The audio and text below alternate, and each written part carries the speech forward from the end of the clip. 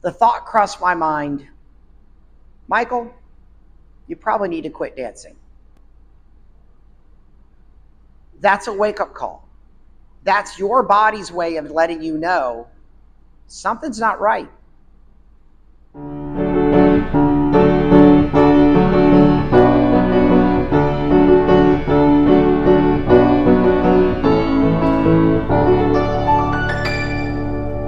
Do it again. Welcome to BalletWise. My name is Michael Wise. I'm the host and the creator of this video series. Now, I've had the opportunity to have a long career. I danced all over the world. I have been a principal dancer in the Soviet Union, in Moscow. I have worked in the United States. I have been in small companies, medium-sized companies, large companies. I've been in really good companies, and I've been in some really bad ones. And to be quite honest, there's some we probably should never even discuss. So the ballet world has its good and its bad. And we like to talk about things that are happening to you as a dancer, as a parent, to get you to understand this world a little bit better and understand our opportunities that we have in this world. Now, one thing I need for you to understand is I'm not a medical professional. I don't play one on television. I am a retired dancer. I'm a teacher. I'm a mentor. I'm a director. I have had the opportunity to train dancers, help them recover from injuries, help them to recover from being in the wrong place mentally, and helping many of these dancers go on to full-fledged professional careers. I have students of mine that have danced in Europe, throughout the United States. And over the years, these dancers have been asking me to do this for you. We have a joke around, which is basically everybody needs a pocket Michael, because when they're somewhere and they don't know where their hip needs to be or they have a question, all they want to do is pick up the phone and call me. But it would be a lot easier if they could just pull a pocket Michael out, ask the question, and get the answer. Now, I don't claim to have all the answers, but the difference is I want to start that conversation to help you find the right answer for you. So today, what we're planning on doing is talking about a subject that a lot of people don't like to talk about.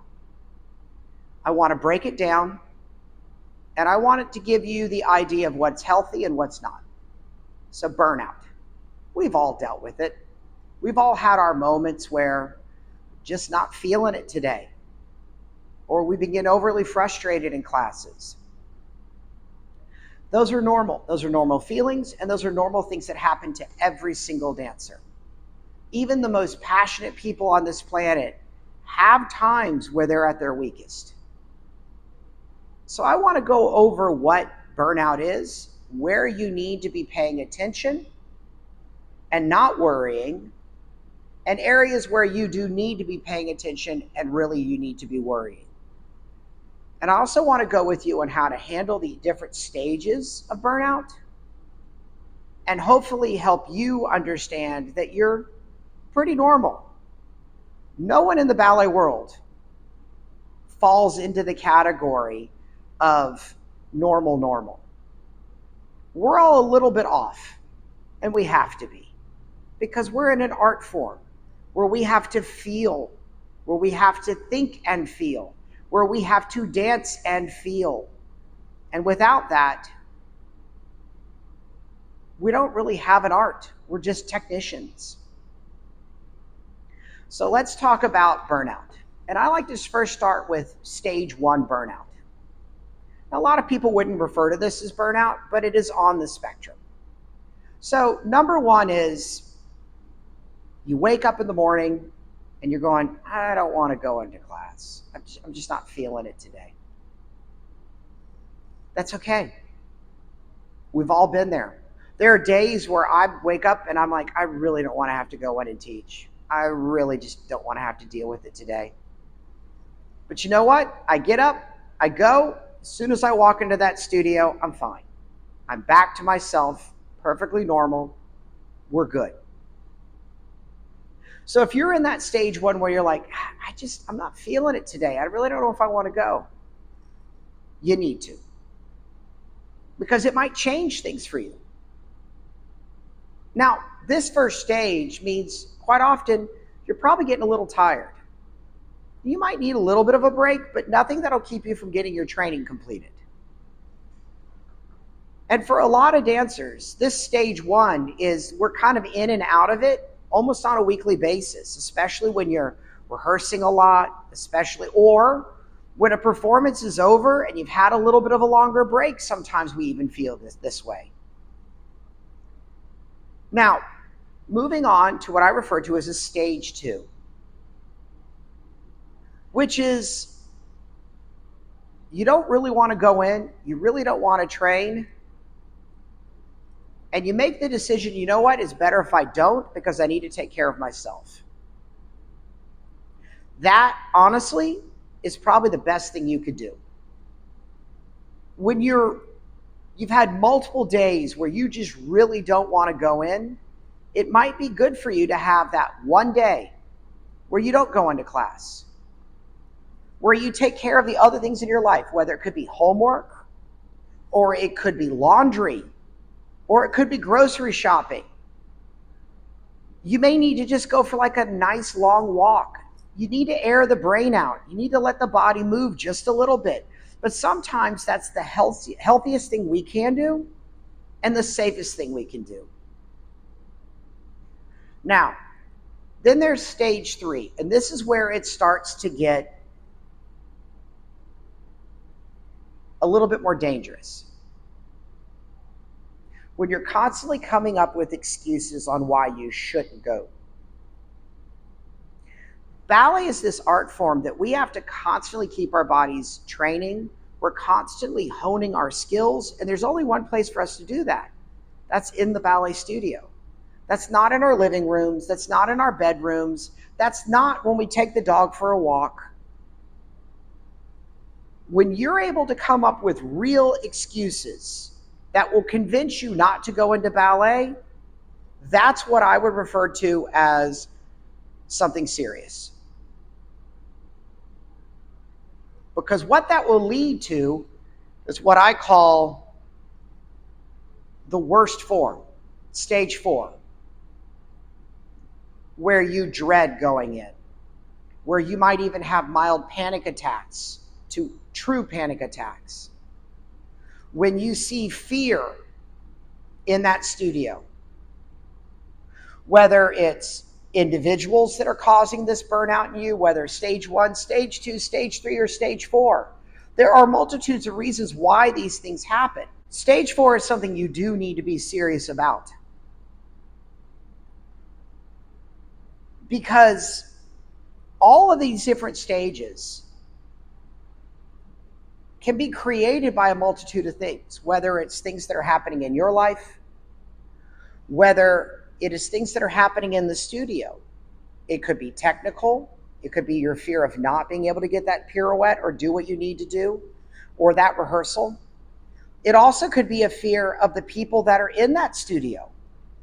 If you've got people that are bullying you or making rude comments that put you in that uncomfortable space, that can cause just as much. The next thing is, it could be just as much the teacher's fault. If you feel like you're constantly getting berated in class, you're constantly getting beaten up, you don't feel like there's really that support that needs to be there, that also can cause any one of these stages. Now, we all have to admit, we have good days and bad days. And I don't want you to get those two confused. Sometimes I've walked into class and things just aren't working and I'm just having a bad day. It doesn't mean I want to quit. It means I feel like I need to walk away and come back. What we're talking about are stages that are going to keep you from dancing. Not, I'm having a bad day. But we have to pay attention to all four of these stages because stage one will eventually lead to stage four. I've had students that have come to me that I've gone through this entire range and are broken mentally and somewhat even physically. They've worked in companies where they've been berated, beaten up, pretty much dragged through broken glass the way they've been treated. And then there's a process that we have to go through to understand where the trauma is, understand what has happened, create that safe workspace for them to train in, and then help them identify their technical issues and get them to the point where they can start to open up and really dance again.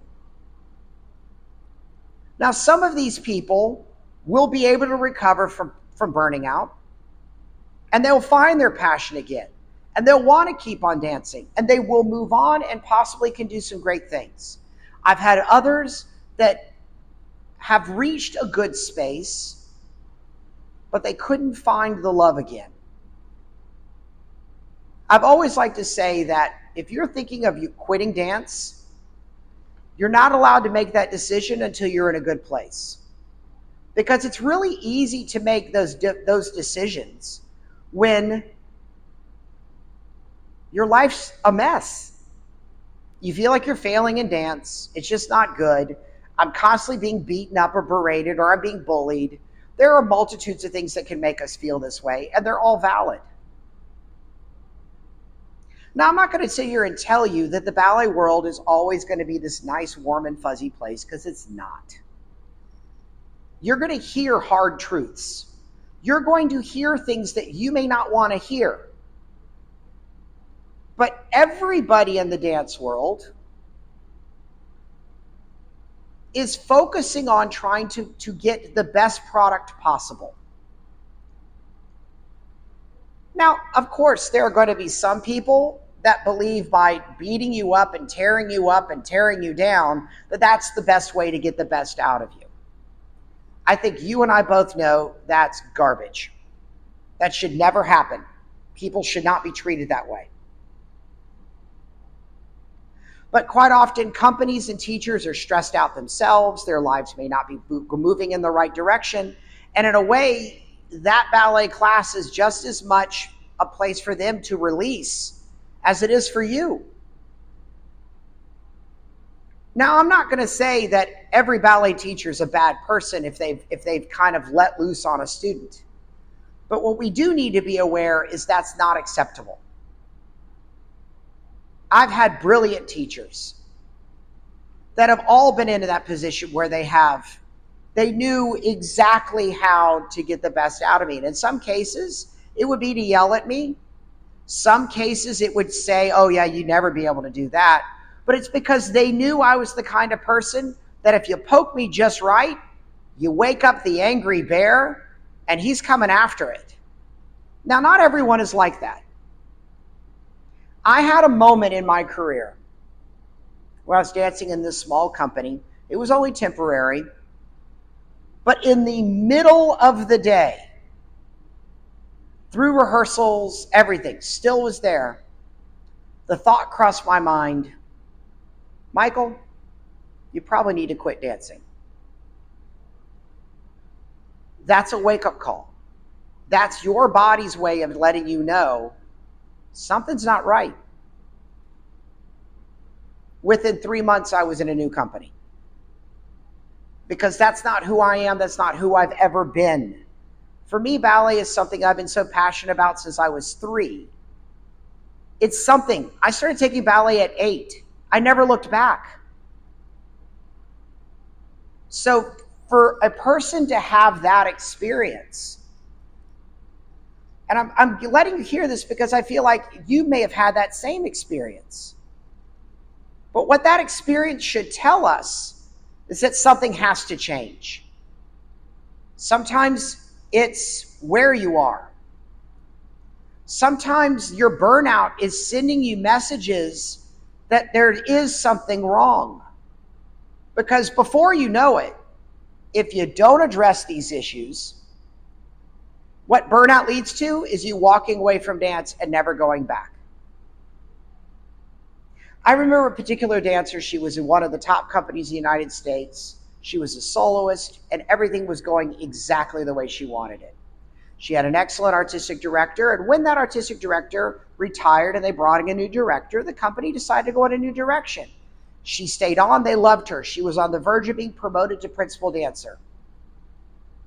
She started having panic attacks at home, thinking about not wanting to go to work anymore. And one morning, she just left. She left the company. She left the city she was in. She found a new place.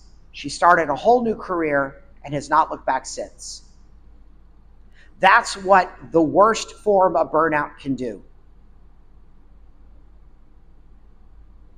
For some of you that may have quit dancing and then you came back to it, or you could be the parent of a child that's a dancer. And you yourself quit and you wish you hadn't. That's what usually a stage 2 to stage 3 type burnout is. Because you do regret it. Because you know there was value there still for you. So no matter where you are in this process, I mean, the stage 1 to stage 2 are things that everybody deals with regularly. It's not an everyday thing, but the more often it happens, it may be time for you to take a break. It could be 1 or 2 days, but something needs to happen where you just can take a deep breath, recharge, and then you can attack it again. Stage 3 will literally, it can push you away. When you're constantly coming up with excuses on why you don't want to go back to ballet class. And in some cases, you'll quit, but it's more like quitting on a whim, not because there's been real serious thought about it. And then that stage 4, the reason why you're going to quit is because it is terrorizing. It's like you're waking up to a nightmare. You don't want to deal with it anymore. You can't deal with it anymore. So let's go over how do we solve these problems. So we've already talked about stage 1. You just need to take a deep breath, get back in the studio and get going. But you also know that you might need to take just a breather. Stage 2, you need to take a day. Not 2, not 3, not 2 weeks, not a month, a day, and go breathe. Take care of what you've got going on in your life so you don't have to stress, and then get back to that classroom. A stage 3 burnout is going to be a little bit more serious, and you're going to have to make larger changes. If you feel like you're being threatened, or you have individuals that are bullying you, or you have a teacher that does not, 1, want to stop the bullying, or 2, they could be in a way bullying you, my recommendation is you need to find a new school or you need to find a new company. There are going to be difficult people no matter where we go, and we all have to learn to handle that. But sometimes it's easier to learn how to handle those things when you have a new, fresh experience. Because the old experience has become corrupted. It's become a negative in your brain. And those are things that you have to pay attention to. So your best solution here is sometimes it's time for you to find a new school. If you're in a company, you need to take a breather and maybe look for a new company. Because abuse happens all around us. And it doesn't mean that we sometimes aren't the abuser. But we need to be aware that our actions have consequences. And if you are dealing with the consequences of somebody else's actions, sometimes we need to walk away from that. But don't blame dance. Don't blame ballet. Don't blame what you're doing. Remove yourself from the situation that is causing the grief.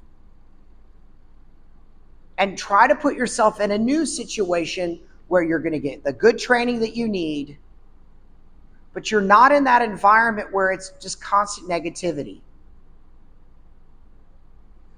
Now, your stage 4 burnout. This is a little bit more serious. You're having panic attacks. You show up to work and you're just angry. You don't love it. And you keep doing it because you're hoping the love will show back up. But sometimes what you need to do is a change of scenery. Sometimes you might just need to go take a vacation, clear your head. If you're in a company and you have that opportunity to take 2 weeks off, step away, go somewhere. One of my students who was dancing in France, she literally was having that type of a situation, and she rented a car, rented a house in the mountains, and drove up there. That was the smartest thing she could do. I was so proud of her, because she recognized what it was doing to her mentally. She recognized that she would not be able to maintain the level she had to stay at if mentally she was dreading just going into work. Now, I'm not going to say that's going to fix the problem for everyone, but it helped her.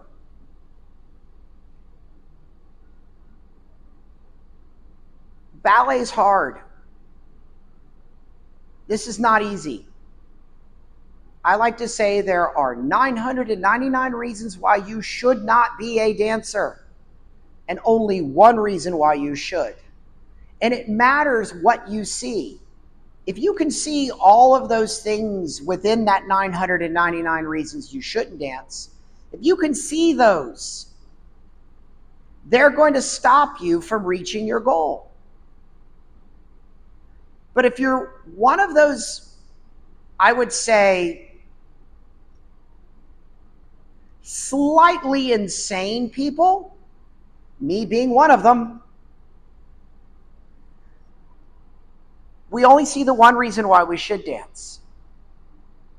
It allows us to gloss over the things that should keep us from dancing.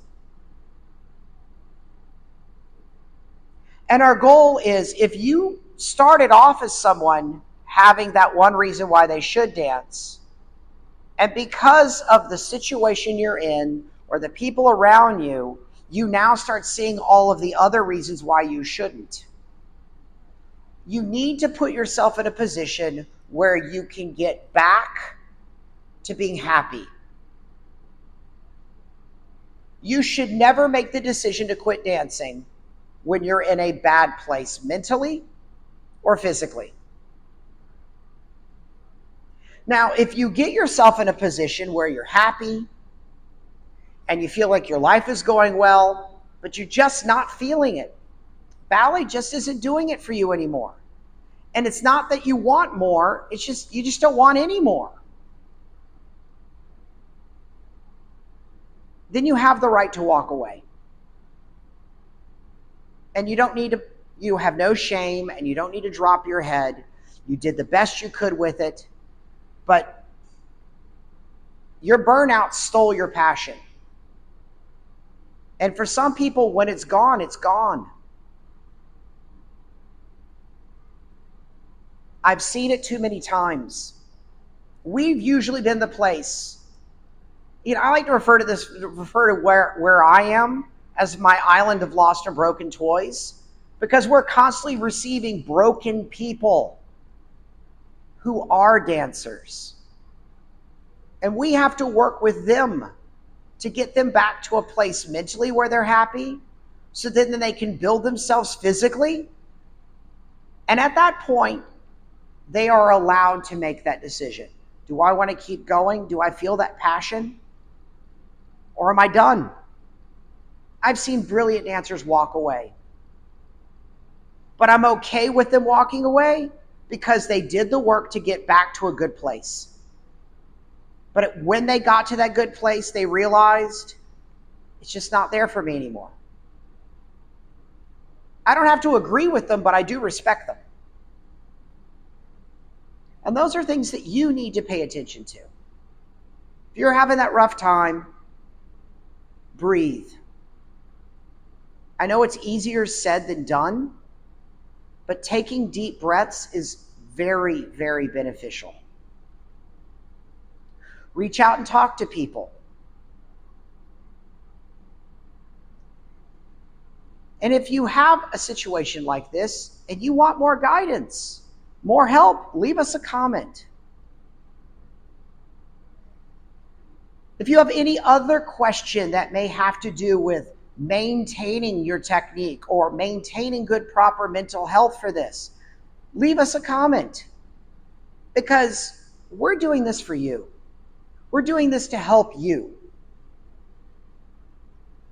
And your comments are future topics for us to talk about.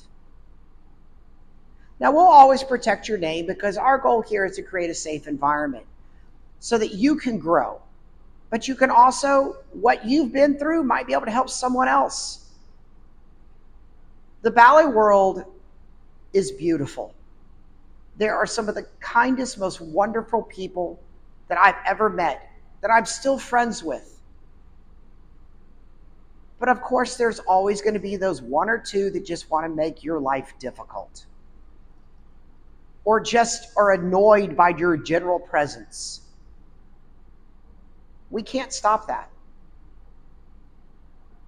But we can try to arm ourselves with good tools to avoid those people.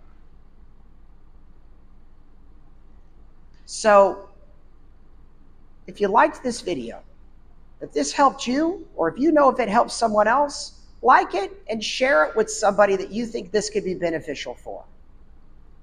We have a large number of other videos that we've already done talking about multitudes of subjects. Go back and look at our catalog. Understand that each one of these subjects is going to help you as a dancer, or whether you are the parent just trying to understand your child. So hopefully I've given you the information. Hopefully I've given you at least a short road to help you make the right decision for you, and hopefully help you not deal with the burnout. Understand the signs, understand the levels. Because the ballet world is not going to be worth anything if we all leave it. The ballet world is beautiful because of its people. Not just what you do in that studio, but how you help others. So, once again, my name is Michael Wise. This has been BalletWise.